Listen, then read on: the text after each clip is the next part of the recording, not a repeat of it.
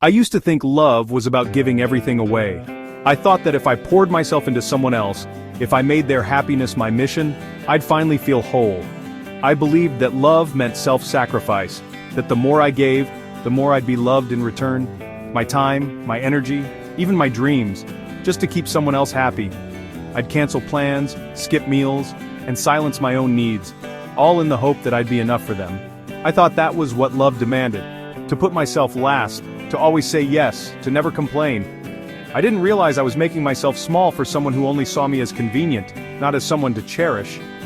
I shrank my voice, my ambitions, my light, just to fit into the tiny space they offered me in their life. I became a background character in my own story.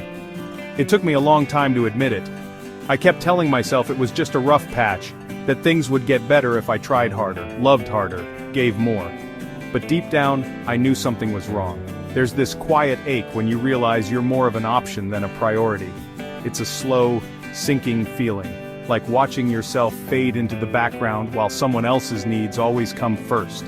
You start to question your own worth, wondering if you're asking for too much. You keep hoping things will change, that if you just give a little more, they'll finally see your worth. I got tired of waiting for a sign that never came, tired of giving and getting nothing back but silence or indifference. Tired of waiting, tired of settling, tired of feeling empty. My spirit felt worn out, like I was running a race I could never win. I realized I was losing myself piece by piece in the process. So, one rainy afternoon, yeah, the cliché kind with rain tapping the window, I decided to stop. The world outside felt heavy, but inside, something shifted. I realized I couldn't keep living like this, always waiting for someone else to choose me.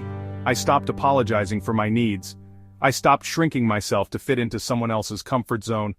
I started to speak up even if my voice shook. I stopped pretending I was okay with crumbs when I deserved a feast. I chose myself, and that changed everything.